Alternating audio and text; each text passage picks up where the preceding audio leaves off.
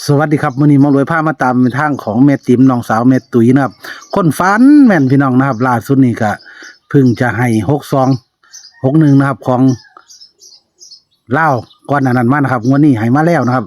เพิ่นฝันคักฝันแน่ฝันเห็นสัตว์ที่ใดว่าเป็นเลขตัวใดลองไปติดตามกันเลยครับ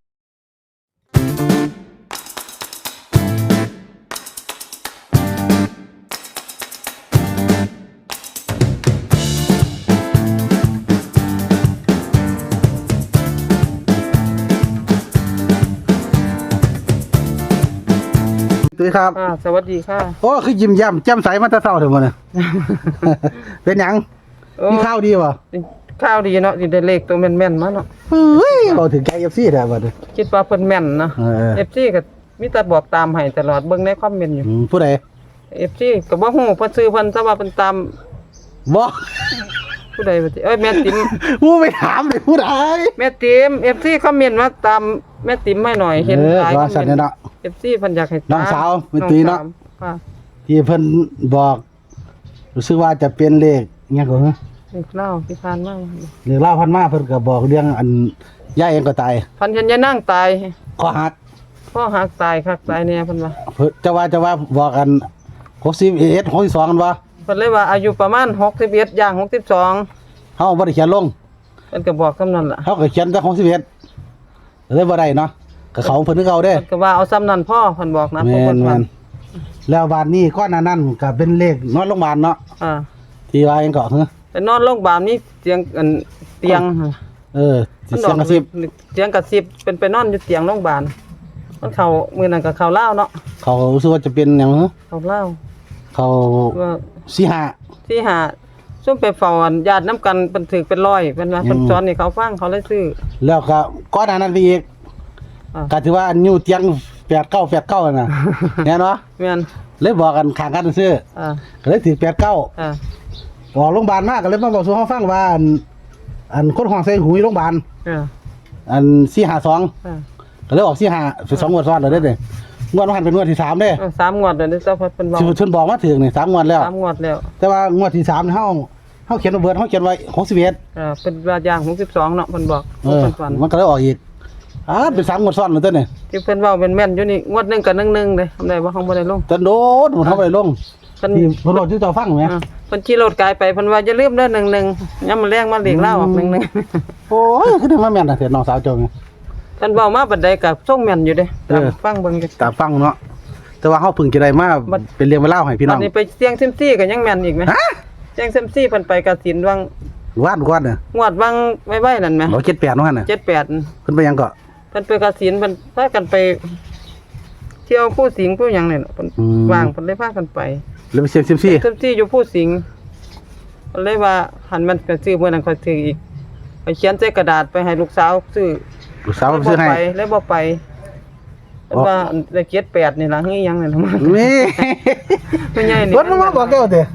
ว่าเพิ่นมาแต่เที่ยวแล้วเพิ่นจังอันมาค่ำ โอ้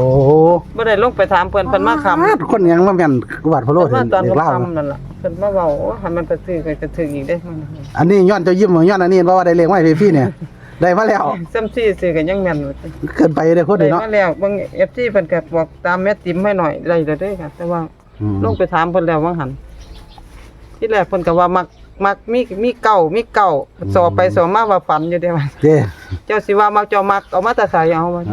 เจ้าสิบอกแต่ว่าอันมักบ่ได้เด้อเด้ ที่แรกเพิ่นว่างวดนี้มีเก่าแน่นอนเพิ่นเว้าขึ้นก่อนนะเจ้าฝันไปมีเก่างอนมักคิดมักถามไปถามมาว่าฝันเนี่ย ถึงยอมเว้าเด้อแต่เป็นคนบอกยากน้อยเนาะ เจ้าสิว่าคิดมักเห็นบ่พระเจ้าถือก็เจ้าได้เงินบักหลายเพิ่นเลยเว้าเด้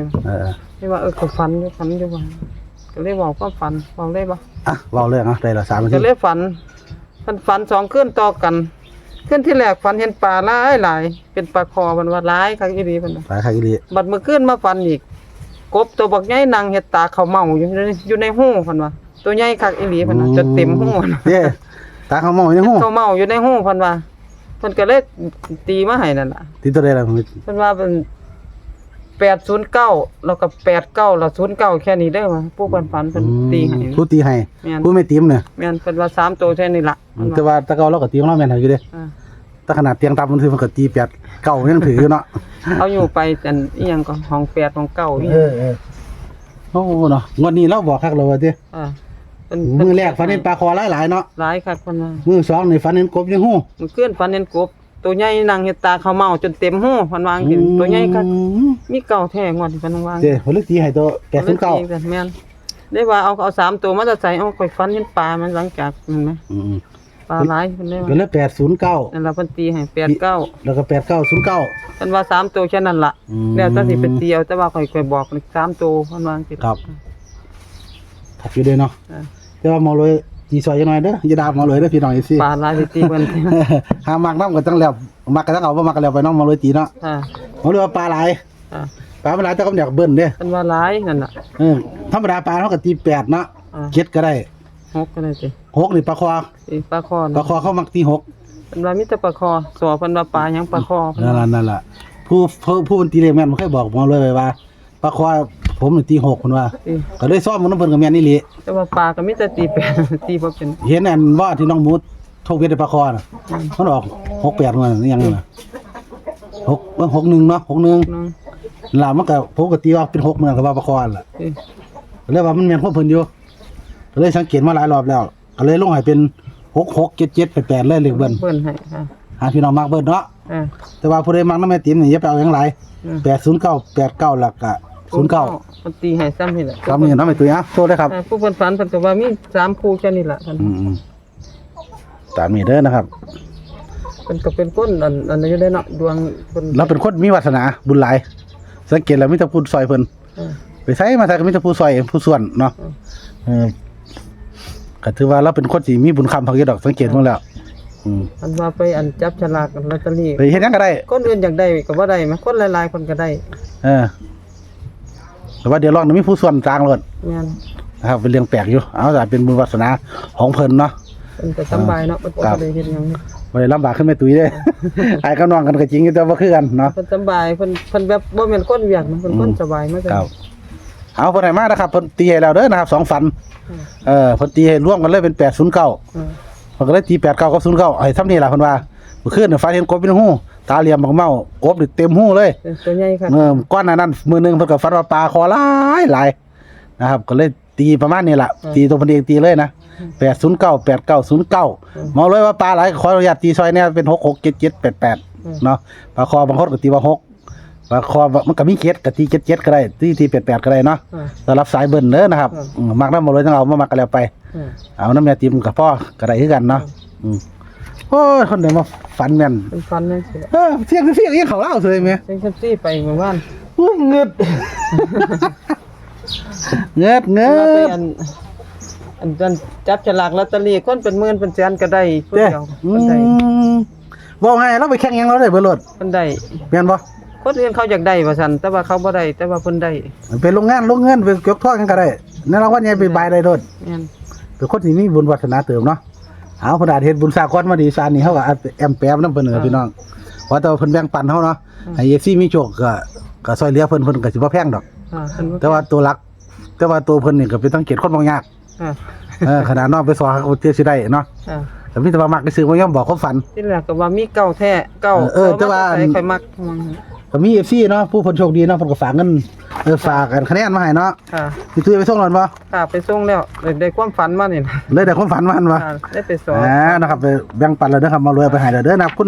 คุณพิกุลนะครับคุณพิกุลฝากมาให้เนาะนะครับก็ให้ไปเรียบร้อยเนาะแม่ไผ่ก็ไปเรียบร้อยเนาะแม่ไผ่แม่เก๋แม่นบ่ไม่เขียวให้ไปเหรอเขียวให้แล้วไม่เขียวซื้อให้เกินเนาะ ให้เกินกับขาดทุน แม่ปันเท่าไหร่เนาะแม่ปันสัมภาษณ์อยู่มันจะมีเงินจะได้ไปกดเงิน มันมีเงิน เดี๋ยวนี้พอดีเข้าไปให้เพิ่นนำเนาะนะครับก็ประมาณนี้ล่ะเดี๋ยวตามไปเมื่อกี้ได้แล้วเด้อนะครับเมื่อกี้ต่อจากแม่นี่ล่ะเดี๋ยวลงให้เลยเนาะได้ยินข่าวว่าเพิ่นถือทั้งบนทั้งล่างเมื่อกี้เด้อนะครับตามต่ออีกคลิปนึงข้างหน้าเอ้าชมห้องแม่ทีมก่อนครับ